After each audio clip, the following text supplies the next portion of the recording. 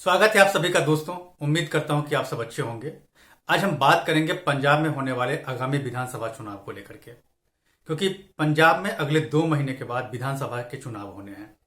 और इस विधानसभा चुनाव में तमाम राजनीतिक पार्टियां जो हैं उनकी नज़र वहां के 70% दलित और हिंदू वोट बैंक पर है।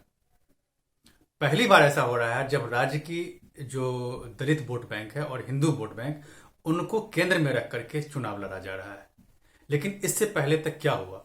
अब तक जितनी बार भी चुनाव हुआ उन सभी चुनाव में वहां की जो राजनीतिक पार्टियां हैं जो सत्ता में रही है सालों साल तक, उन लोगों ने सिर्फ वहां के 19% जट सिख समुदाय के जो लोग हैं उनको केंद्र में रख करके चुनाव लड़े और उन्हीं को केंद्र में रख करके वो सत्ता में गए। और इतने सालों तक जो हिंदू और दलित वोट बैंक है उनकी सिर्फ और सिर्फ उपेक्षा की गई। लेकिन आज का सिनारियो जो है वो बिल्कुल बदल गया है।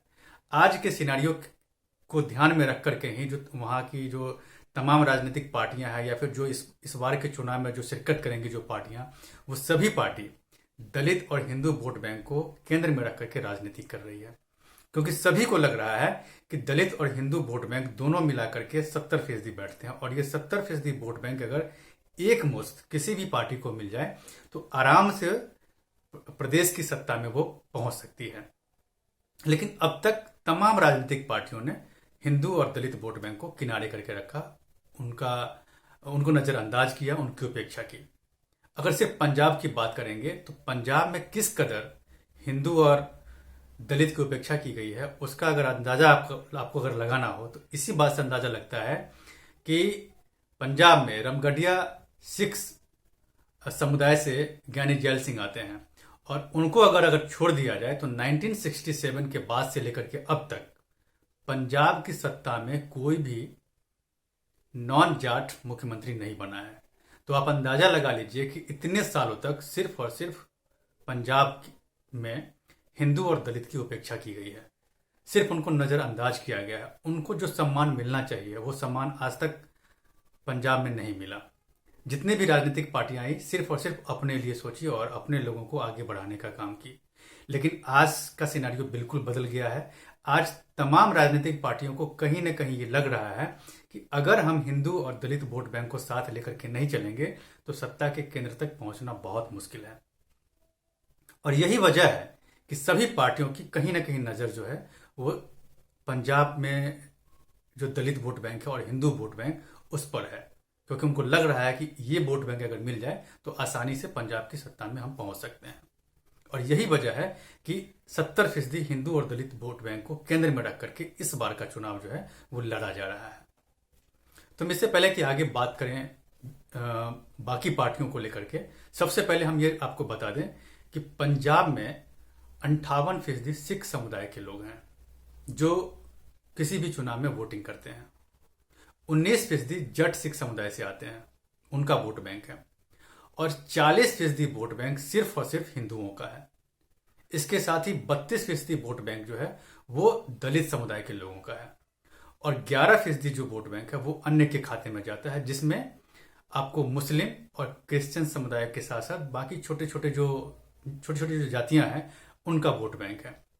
तो ये है वहां का जातीय समीकरण।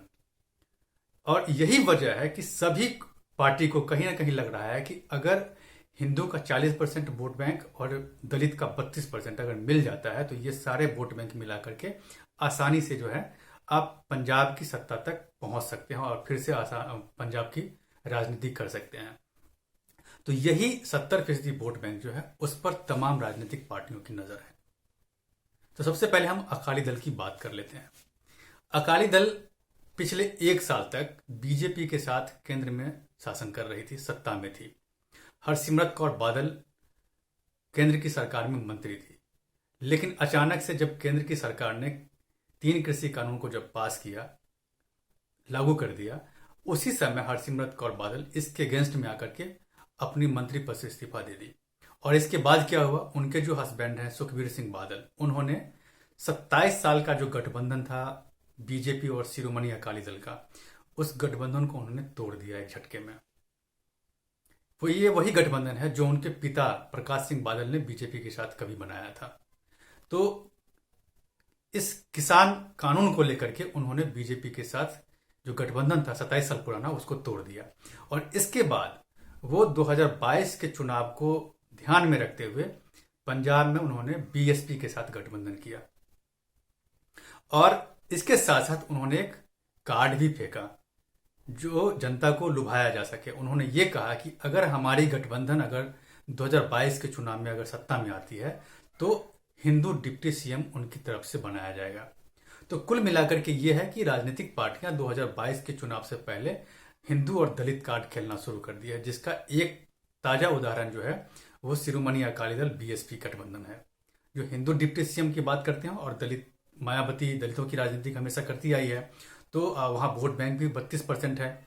तो ये उनका अपना एक नजरिया है और इसको लेकर के वो चुनाव लड़ रहे हैं बीएसपी के साथ गठबंधन करके।